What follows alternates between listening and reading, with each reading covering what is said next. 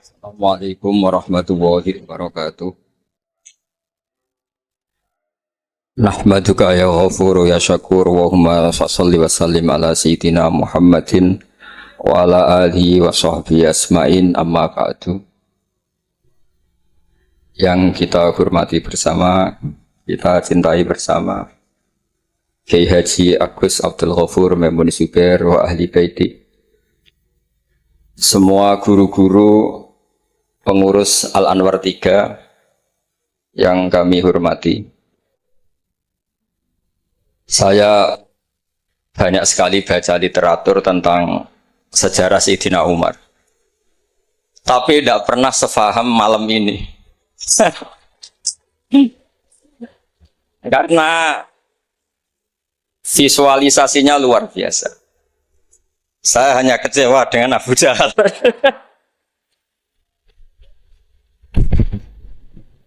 Nah, sopan tadi. Jadi itu yang agak salah kalau saya nilai aktornya itu masa Abu Jahal sopan ngasihkan mic gitu. Jadi saya baru ini benar-benar memahami tentang Tarikh Umar. Saya mohon sama Gus Zofur untuk menerjemah semua teks-teks Arab tadi yang jadi dialek dalam drama. Saya tidak tahu apa itu tadi pakai bahasa Fusha, apa Ami, apa Suki, tidak tahu. Yang jelas semuanya percaya diri.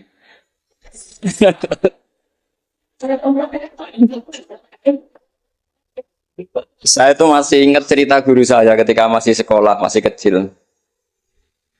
Ada anak baru latihan bahasa Arab mufrodat.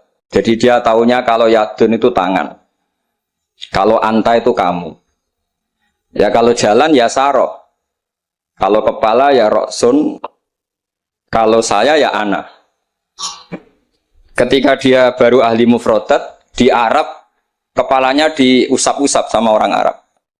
Kata si santri tadi, ya syekh, yadun anta, saroh-saroh. Rok si ana katanya. Ya artinya sama. Jadi ya syekh, yaitu yadun anta berarti tangan anda, saro-saro. Terusannya itu ala rosian pada kepala saya. Jadi dia belum bisa mengatakan misalnya yaduka ala rosi, tapi ya yadun anta, saro-saro, ala rosian. Nah semoga semua dialek tadi nggak termasuk kategori yang itu. Saya dulu sekolah kakak kelasnya Gus Zofur itu ya punya teman kalau dimarahi di kelas itu bilang, Gus tadi saya dimarahi di depan alladzina aja. Jadi apa maknanya alladzina katanya? Katanya di depan orang apa? Banyak. Karena setiap ngaji alladzina wong akeh. Jadi kalau dimarahi di depan publik berarti dimarahi di depan alladzina. Nah ini kapan, saya tadi pamit sama Gus Zofur itu kapan-kapan bisa disewa enggak Gus? Bisa kan? Ini menurut saya masalah yang lumayan serius. Saya pernah didolani lah sama Habib Soleh Alatas dari Tegal. Ternyata kru dari TV 7 atau kru dari Khazanah sering juga minta masukan dari beberapa narasumber untuk memberi penjelasan tentang tarikh sebenarnya, misalnya tentang Umar. Di sini biasanya khas ulama itu dilematis karena kalau ngasih biasanya pemeran perempuannya benar-benar perempuan. Jadi resikonya kalau cantik itu nanti jadi masalah ikhtilatur rijal wan nisa. Kalau tadi enggak, karena Anwar 3 mungkin. Atau mbak-mbaknya enggak mau berdampingan dengan Abu Jahal, enggak tahu tadi. Jadi saya tidak tahu tadi pertimbangannya itu fikhan atau apa trauma ya, karena takut itu.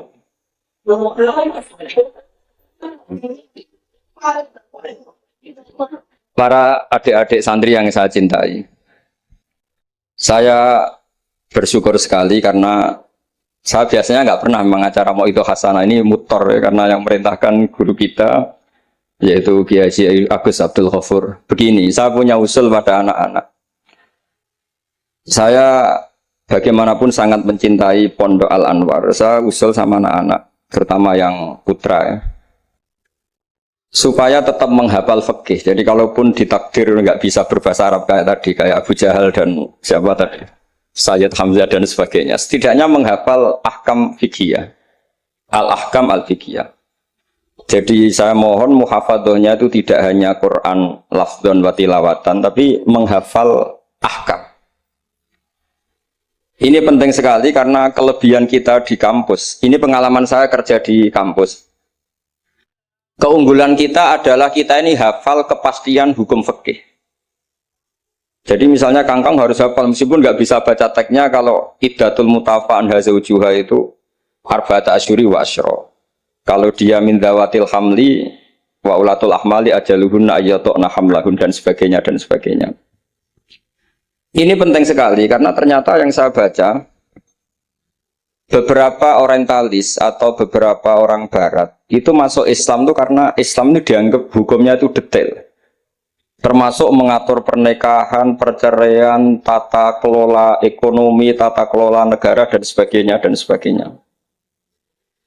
Saya pernah ditanya menyangkut ekstremis. Kalau dalam bab dosa besar misalnya, akbarul kabair ba'dal isyrak billah adalah qatlul mu'min. Jadi dosa terbesar setelah isyrak billah adalah qatlul mu'min, membunuh orang mukmin.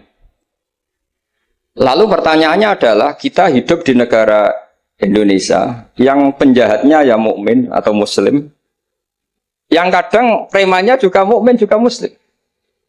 Lalu kalau kita membela diri, duel gitu dengan penjahat, lalu kita akhirnya membunuh si penjahat tadi, apakah masuk ayat wa may yaqtul mu'minam muta'ammidan karena dia orang mukmin? Jawabannya adalah kitab fikih itu menyediakan bab namanya kitabus siyal, bahwa mangkutila duna mali fahuwa syahid, mangkutila duna ahli fahuwa syahid. Orang yang duel dengan penjahat kemudian dia mati adalah dia mati syahid. Dan dia kalau terpaksa membunuh, tentu ada aturan-aturannya ya, dengan tertib yang ditentukan di kitab-kitab fikih. Itu penjahatnya damnya itu muhaddar, sehingga dia tidak kena kisos si sahibul bait tadi yang punya rumah tadi. Sehingga dengan fikih-fikih yang detail saya harapkan santri sarang, karena dulu Mbah Zubair itu ma'ruf bil faqih. Saya sering kalau ngajar cerita bahwa misalnya Gus Yofur ngaji sama Mbah Mun ngaji sama Mbah Zubair ngaji sama Mbah Fakih Mas Kumambang, Mbah Fakih ngaji sama Mbah Mahfud Termas. Lah Mbah Mahfud ini muridnya Sayyid Abi Bakar Sato, Sohibul Li'anah. Sayyid Abi Bakar Sato punya kakak namanya Sayyid Umar Sato. Itu dulu kiainya mbahnya Mbah Mun itu, Ahmad Su'aibin. Itu dulu berwasiat kalau ngojlok adiknya Sayyid Abi Bakar Sato yang punya kitab I'anah itu, serana gunane mulang kitab gede-gede, yang penting apal. Akhirnya kita ini korban konsepnya Sayyid Umar, jadi disuruh muhafadzah. Karena memang harus hafal, jadi mahfudot saat tadi jagoan sama Gus Sofur, apa ingat ketika dulu muhafadzah? Karena kalau kita muhafadzahnya alfiyah itu gurunya bisa kita akali. Kalau kita pura-pura guru itu biasanya malu nyemak pakai kitab karena dikira nanti tidak hafal. Akhirnya murid-murid tahu, mesti kebut ya Gus, enggak mesti bingung. Jadi ada trik. Ya akhirnya betul anak-anak terus gurunya semuanya terus wes pun Pak. Jadi bisa diakali juga akhirnya ya lolos. Terus cerita kedua ini kisah nyata. Saya dulu itu dengan Gus Zufur musyawarah, Fathul Mu'in, macam-macam. Pernah digojlok sama bapak. Aku masuk krungu kon alim fikih ambek Gus Zufur makili Anwar, tapi aku ora percaya kon iso jawab pertanyaan. Kenapa Pak? Itu ada seorang imam lupa baca Fatihah, langsung baca Sabbihisma rabbikal a'la. Kemudian makmum bilang subhanallah. Karena si imam tadi hanya hafal tadi 3 juz tadi. Itu enggak pede.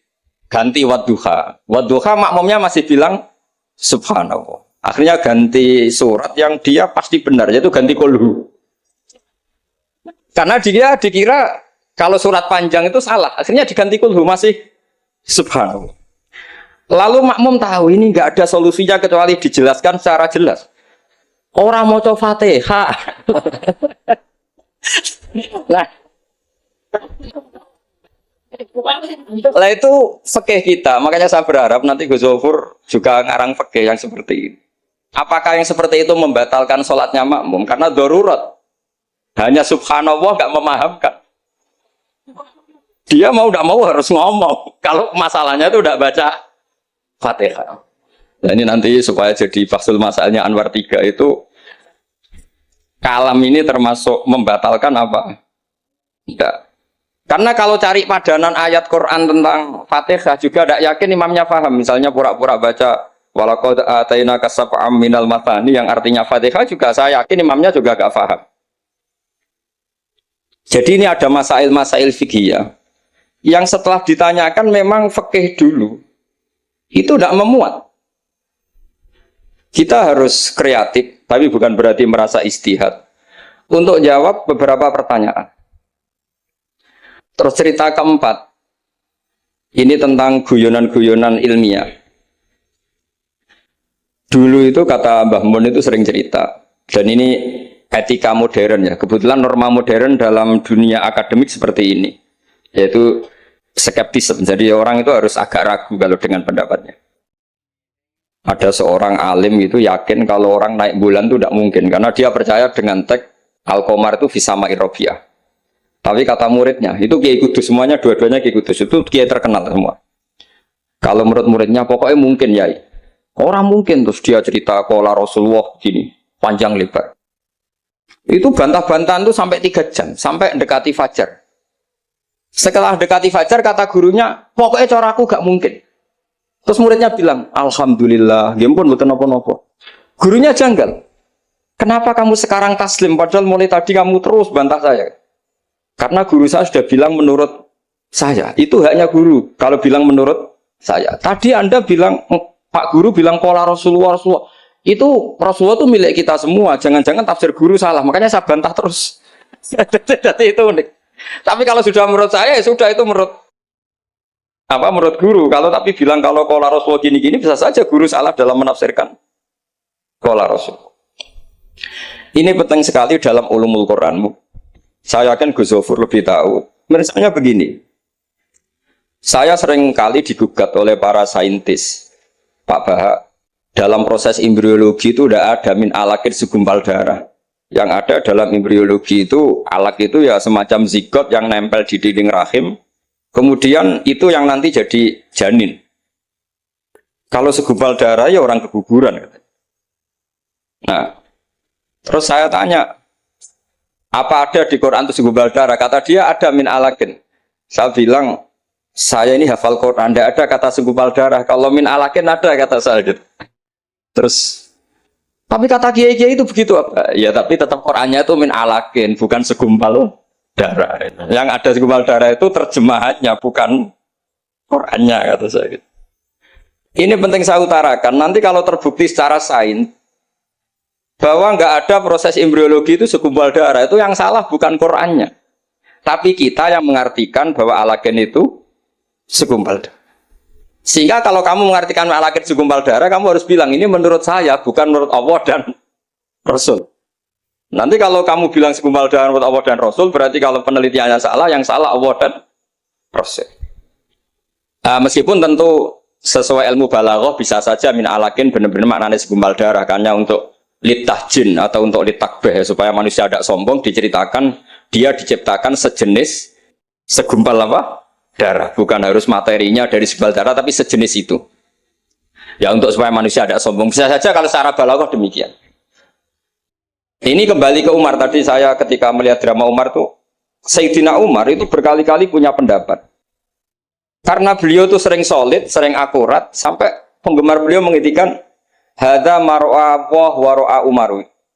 Hadza mar'a Allah wa ra'a Umar. Ini pendapat Allah dan pendapat Umar.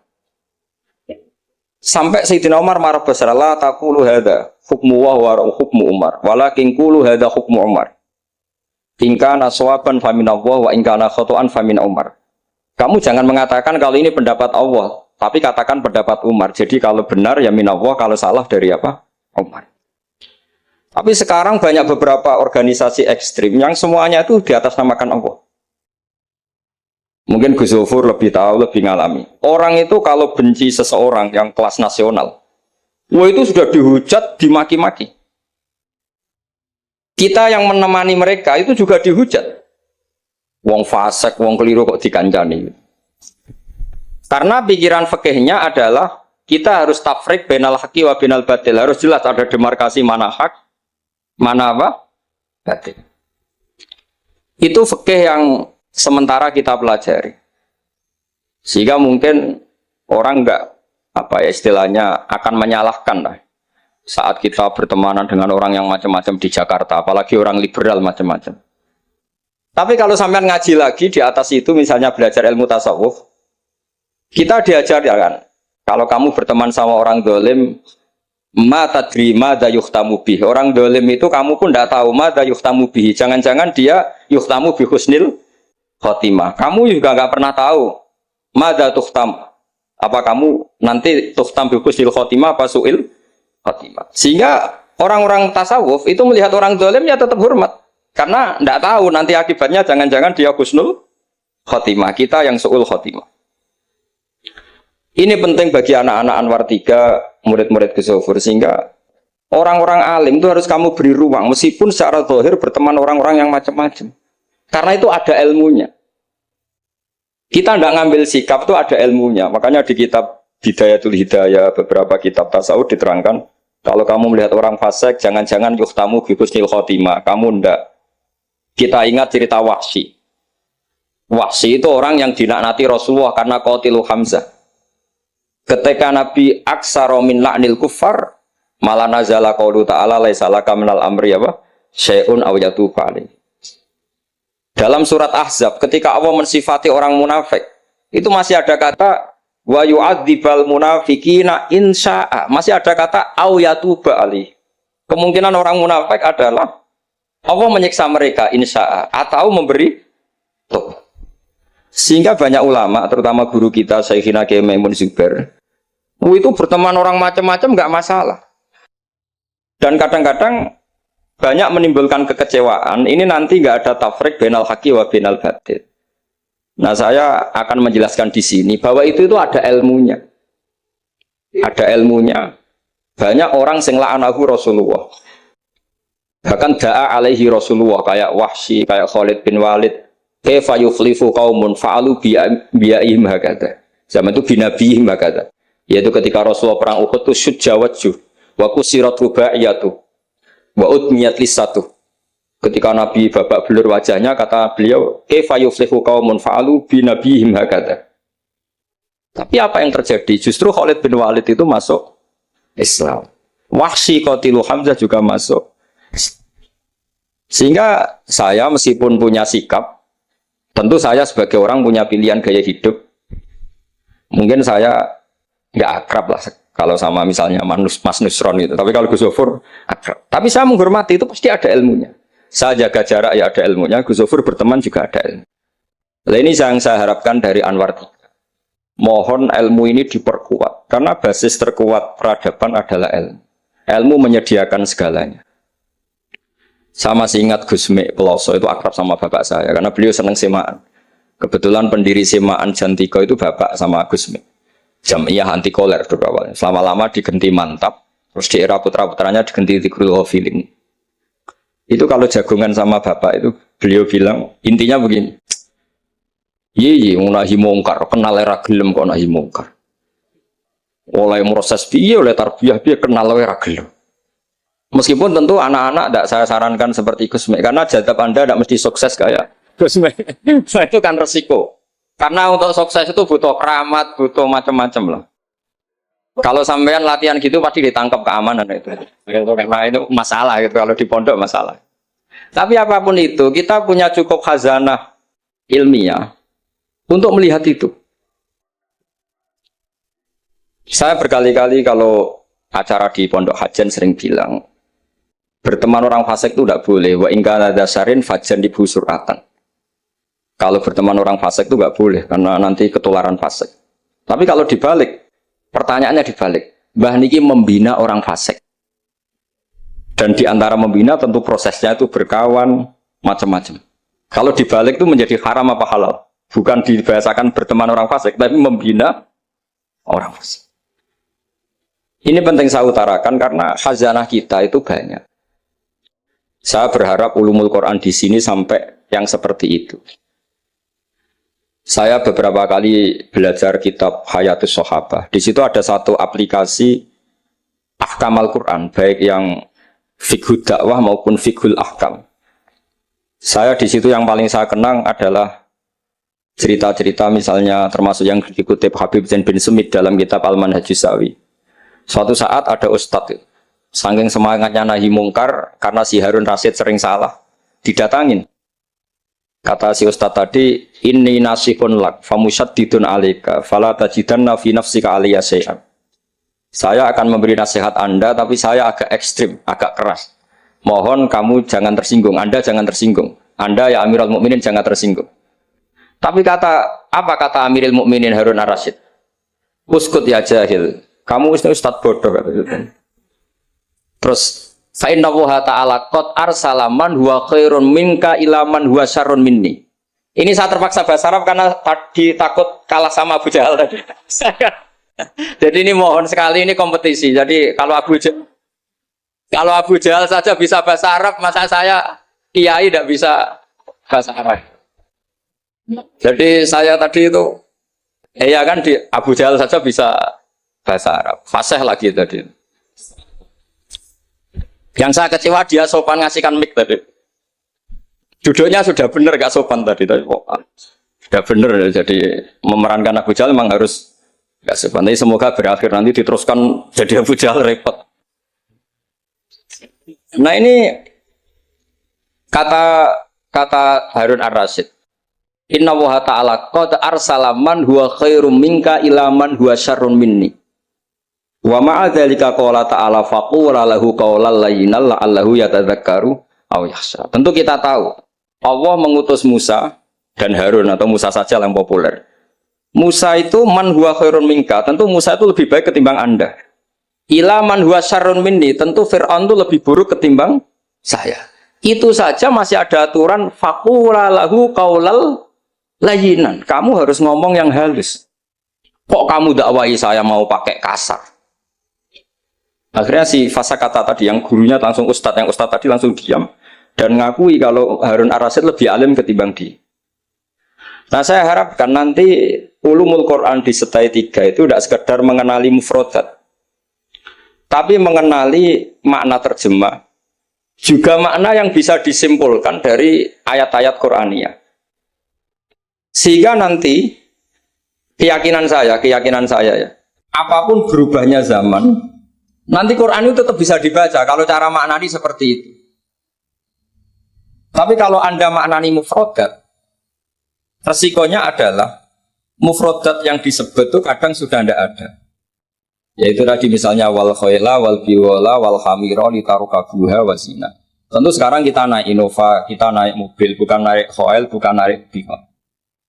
Tapi kalau dimaknani secara tadi, pokoknya ada markup, ada tunggangan yang kita naiki, ada tunggangan. Dan kalau kita dapat nikmat tunggangan itu, kemudian kita syukur, litaslahu ala duhuri, ya yang penting sumatat guru nikmat rabbikum. Ini penting saya aturkan karena saya berkali-kali berdebat juga. Kalau di kota itu kan ada dialog. Bahkan ini mungkin Gus Zofur lebih tahu ya, saya pernah di UI itu pernah disurati sama Majelis Mujahidin Indonesia. Di situ diterangkan kalau sekian terjemahan Kemenak itu salah sekian, miliknya UI salah sekian. Di antara yang diundang itu saya, dianggap makili UI. Tapi apa yang terjadi? Mereka itu karena maknani itu pakai mufrodat, tidak mau pakai ilmu balaghah, tidak mau pakai analisis-analisis yang harusnya terjadi dalam ulumul Quran. Saya punya contoh demikian. Saya sering belajar kitab namanya kitab Ar-Risalah, karangannya Imam Syafi'i ketika sering surat-suratan sama Abdurrahman bin Mahdi. Kata Imam Syafi'i, Quran itu lisanul Arabi, dan lisanul Arabi itu awsa'ul lisanan, lisan yang paling luas. Sehingga ketika beliau ditanya, kenapa Anda mewajibkan tolabul ma', mencari air, ketika orang harus tayamum di perjalanan? Terus Imam Syafi'i menjawab, falam tajidu ma'an, kemudian kalian tidak menemukan air, itu baru fatayammamu sha'idan thayyiban. Beliau dengan enteng mengatakan, la yuqalu liman lam yatlub lam yajid. Orang yang belum pernah mencari tentu tidak bisa dikatakan tidak menemukan, tapi tidak tahu namanya. Jadi kalau dikatakan tidak menemukan pasti ba'da sabqit tolab, setelah mencari. Kalau belum mencari kok mestinya tidak tahu, bukan bisa dibahasakan tidak menemukan. Nah, saya berharap anak-anak ini karena ditunggui Mbah Mun yang ma'ruf dengan tafsirnya Gus Zofur. Nah, Mbah Mun itu murid Said Alawi. Said Alawi punya karangan Takirat Saidul Khobir yang di Said Alawi dengan Habib Abdurrahman Al-Musawa kalau nggak salah. Yang nyarain agamanya Syekh Zamzami. Dulu saya belajar itu juga sama Gus Zofur karena dulu yang ngajar Mbah Mun sendiri. Saya juga sering menerima keluhannya Gus Zofur di Jakarta, di mana-mana orang analisis Quran itu tidak pakai ilmu balaghah. Ini repot sekali. Karena kalau kita tidak pakai balaghah maka al-adat yufidul hasra. Kalau dalam kaidah usul fikih, al-adat la yufidul hasra. Ketika Allah pakai kata hitungan itu belum pasti hasr. Jadi taruh saja misalnya begini, ini yang kisah nyata dalam hadis sahih. Ketika Rasulullah itu memintakan maaf sama orang munafik, terus kata Allah mengingatkan intastaghfir lahum sab'ina marratan fala yaghfirullahu lahum. Kata Nabi, jika 70 tidak bisa dimaafkan, wa sa'azidu ala sab'in. Ya sudah, saya tambahi lebih dari 70. Ternyata sama Allah didhawuhi, maksudnya tidak gitu. Kamu mintakan ampun untuk orang munafik maupun tidak, sama-sama tidak, saya ampuni. Sehingga terus ada kaidah al-adat la yufidul hasra. Ini penting dalam ulumul hadis atau ulum usul fikih. Karena kalau nuruti adat, Nabi sering dawuh misalnya man sholal barden dakhalal jannah. Orang yang sholat pada waktu dua dingin yaitu subuh dan asar dakhalal. Terus kamu mau tidak sholat zuhur misalnya, dan sebagainya dan sebagainya. Nabi sering menyebut kebenaran misalnya kebaikan adalah ini. Terus kamu tidak akan melakukan kebaikan yang lain, tentu tidak mungkin. Ini masalah-masalah yang menurut saya serius semenjak ada banyak ormas-ormas yang sidik-sidik katanya kembali ke Quran dan apa? Hadis. Ya, tapi kalau guyonannya orang-orang pesantren, ya kamu saja yang kembali. Karena keluar Anda terlalu jauh. Kalau kita tidak perlu kembali, wong sudah di dalam katanya. Yang keluyuran kemana-mana kan kamu. Kalau kita tidak pernah kemana-mana, jadi ngapain kita yang kembali? Anda saja yang apa? Kembali. Jadi ini penting ya, penting sekali. Karena pengalaman saya di Jogja, pengalaman saya di Jakarta ketemu orang macam-macam itu, memang pernah ya di Jakarta pernah ada satu acara. Ya acara seperti ini. Itu yang datang seorang kiai yang ya biasa pakai sarung, ada yang pakai celana. Itu pas mulai pegang mic ada separuh hadirin keluar. Alasannya gampang. Belum enggak pakai sunah Rasul. Karena kiainya enggak cingkrang. Itu sudah keluar separuh. Ketika saya ditanya, Pak, kenapa Anda masih mendengarkan mereka? Mereka tidak mengikuti sunnah Rasul, mereka tidak cingkrang. Kata saya gini, Rasulullah itu hafal Quran. Dan kebetulan saya hafal. Jadi saya sudah mengikuti sunnah Rasul. Jadi kalau Anda ingin sunnah Rasul kayak saya harus hafal Quran. Kalau motong celana itu gampang. Kata saya. Kalau motong celana itu gampang. Kata saya. Itu kan murah sekali dan mudah. Itu mikir dia. Ternyata mereka bilang sunnah Rasul itu hanya jenggot, cingkrang, wayoh biar ada tambahnya itu. itu. Nah ini saya tantang anak-anak Anwar 3 supaya mengikuti sunnah Rasul yang keren, yang tantangannya berat, yaitu hafal berapa Gus tadi 3 juz itu.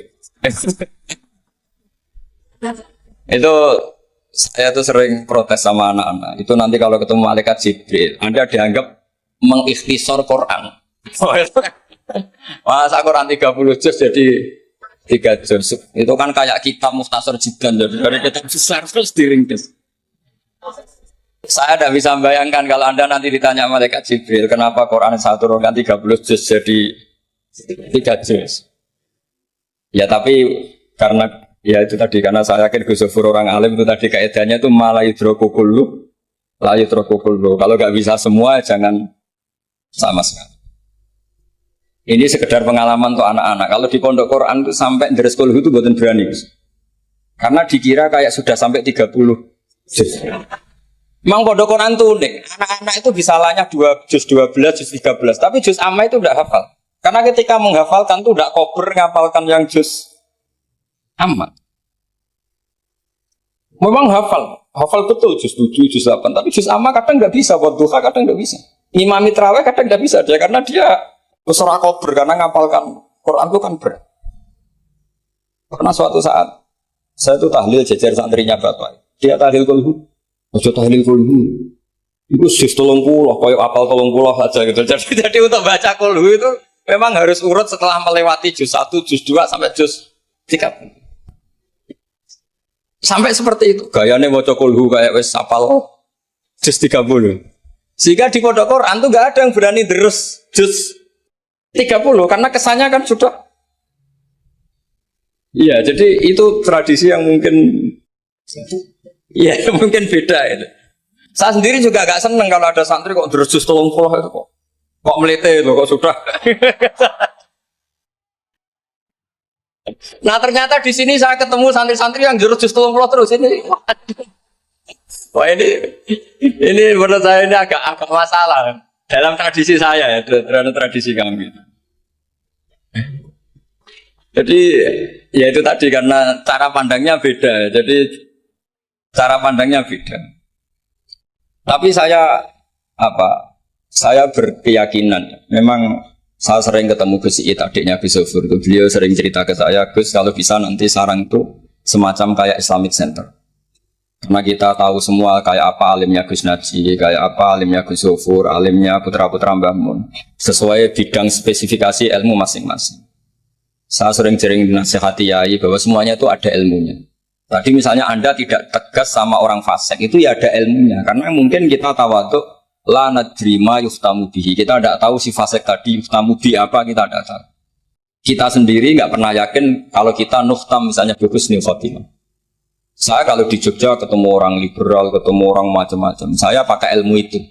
Tapi kalau saya ngaji di pesantren pakai ilmu at-tafriq bainal haqqi wa bainal batil. Kalau santri baik ya tak puji, kalau yang nggak baik ya.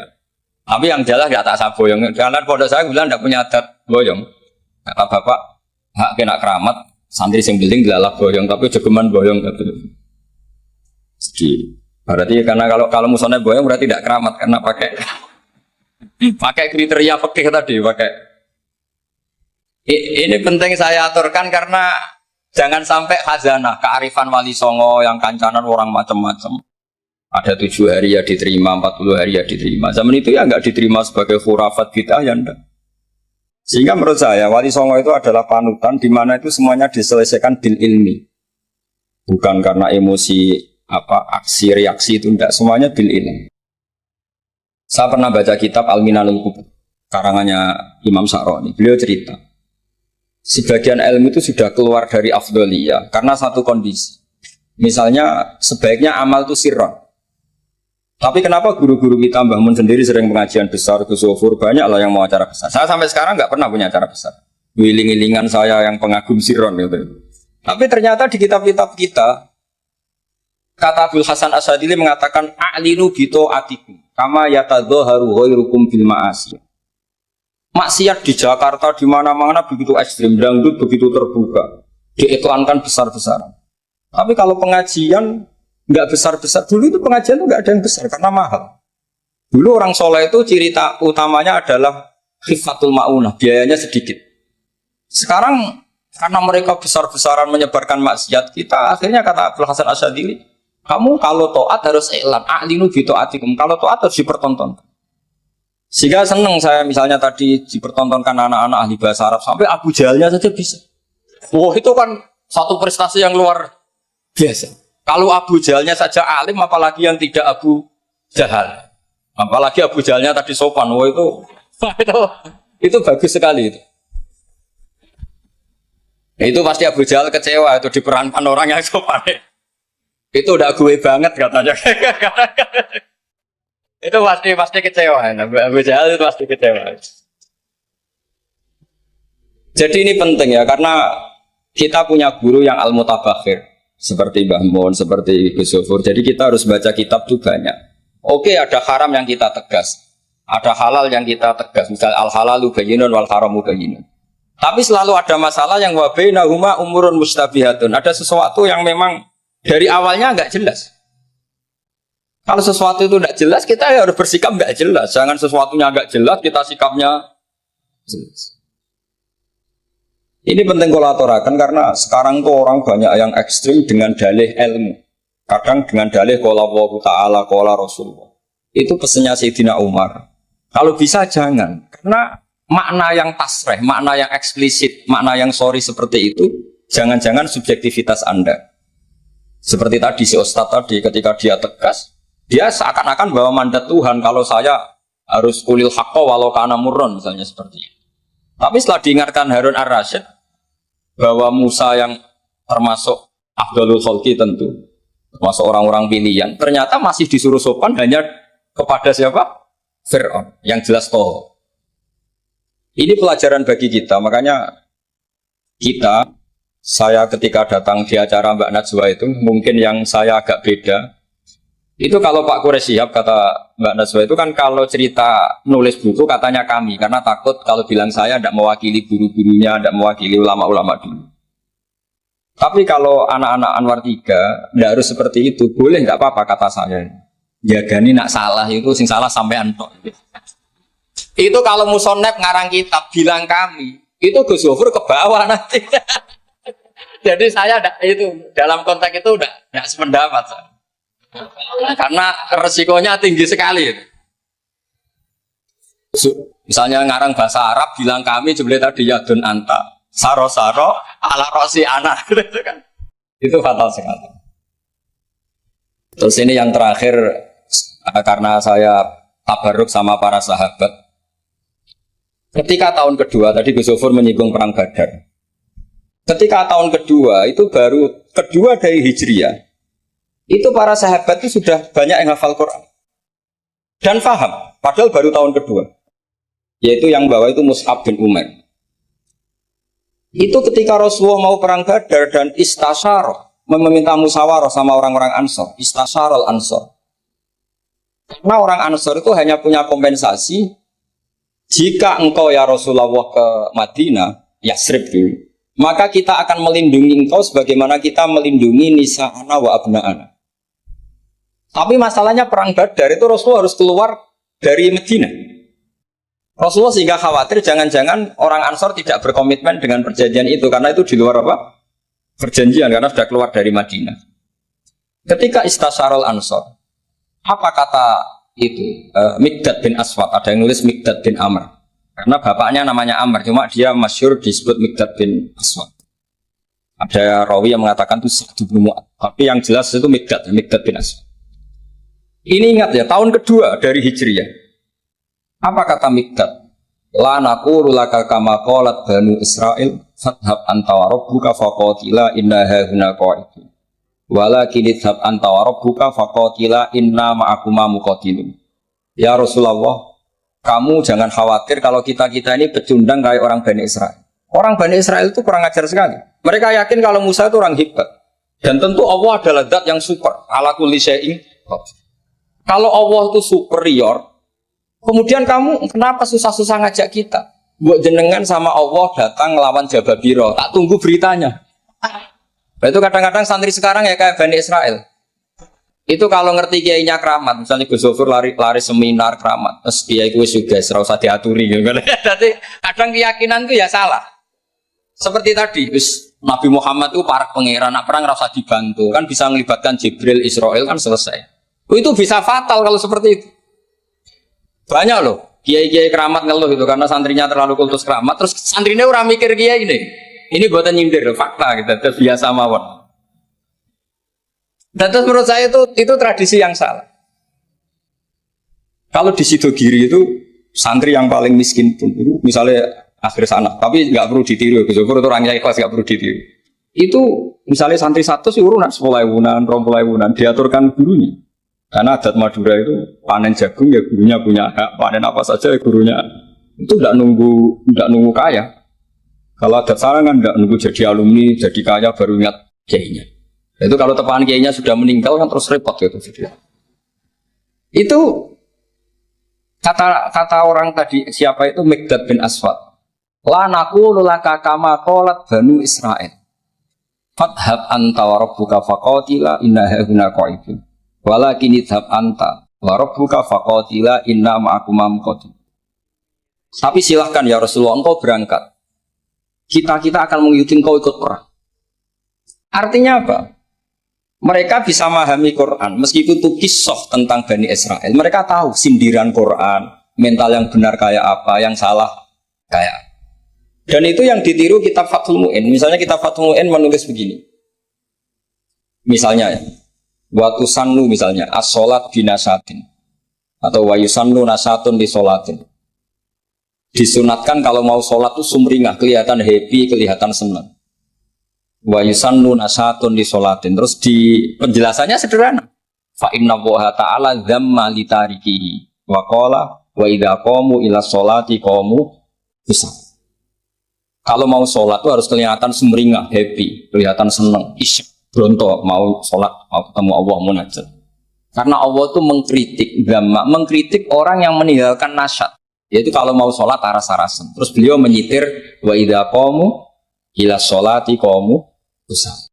Sehingga ketika kita baca tentang orang munafik, bukan berarti terus orang munafik di sana, kita di sini. Seakan-akan kita terbebas dari sifat orang apa? Itu bukan da'bu ulama'ina, bukan ahwal ulama'ina. Ahwal ulama kita ketika baca Quran adalah otomatis kita memahami.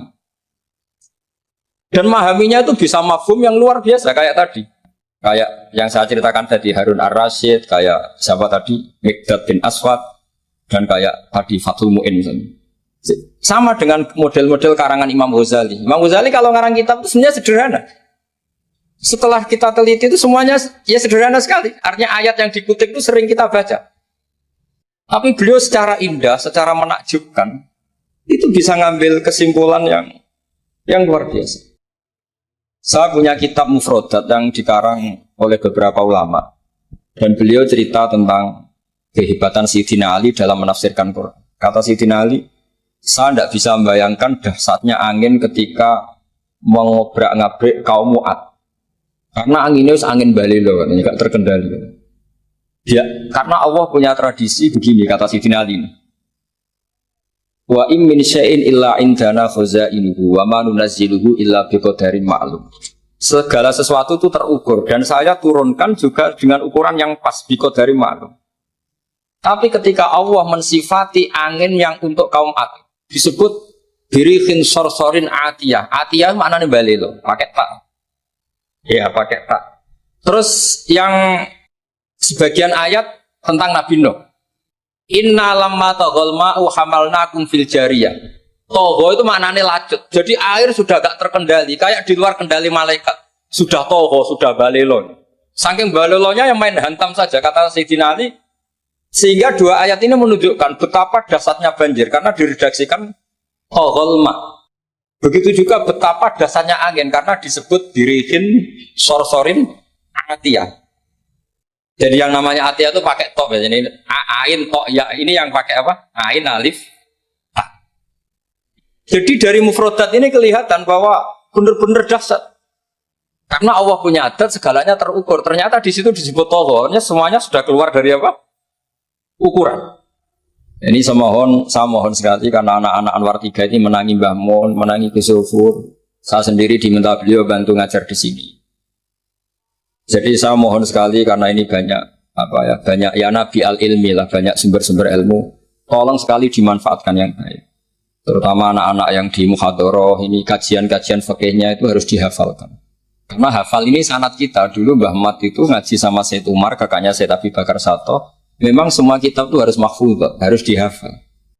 Saya sendiri dengan Gus Zufur itu yang mendapat barokah muhafadzah zaman sekolah.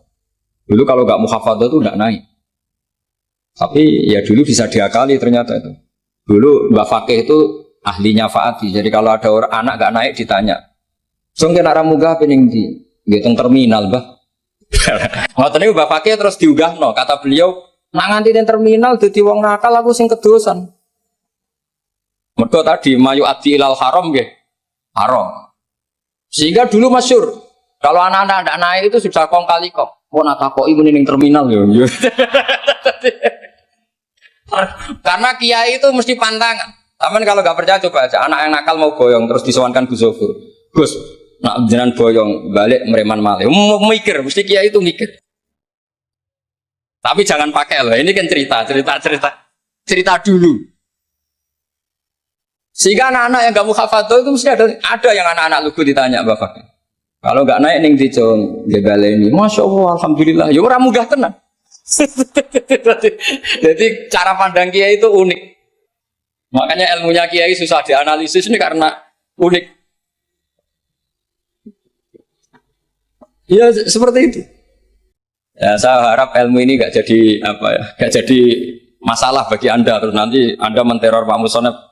Awas Pak Musonef. Nah aku ramuga yang terminal. Udah bisa. Ya saya kira demikian. Semoga manfaat. Terus kalau ini ngapunten sangat sudah berbiasa, buatan sakit kalau acara-acara pidato, buatan sakit. Nak ngaji kalau biasa, nak ngaji rak ngerpek, wonten kitab terus moco. Tapi kalau seperti ini tuh temanya jadi bias. Tapi ya semoga tadi barokahnya Sidina Umar tadi kok. Saya jadi malu itu karena tadi Abu Jahal kok fase gitu, saya itu masih. Ya monggo doa bareng-bareng ya mugi-mugi pondok ini pondok sing mubarokan sing nafi'an untuk mati Rasulillah nasihan lillahi wa li rasulihi wa li kitabi wa li aimatil muslimin wa amatihim. Al-Fatihah. Bismillahirrahmanirrahim. Alhamdulillahi rabbil alamin arrahman. Ya kana abudu wa ya kana nasta'in. Shiratal mustaqim. Bismillahirrahmanirrahim. Nahmaduka ya ghafur ya syakur wa sholli wa sallim ala nabiyyika. Sholli ala khalilika Ibrahim wa nabiyyika Musa Sofika Isa wa syukurika wa sholli ala anbiyika wa rasulika.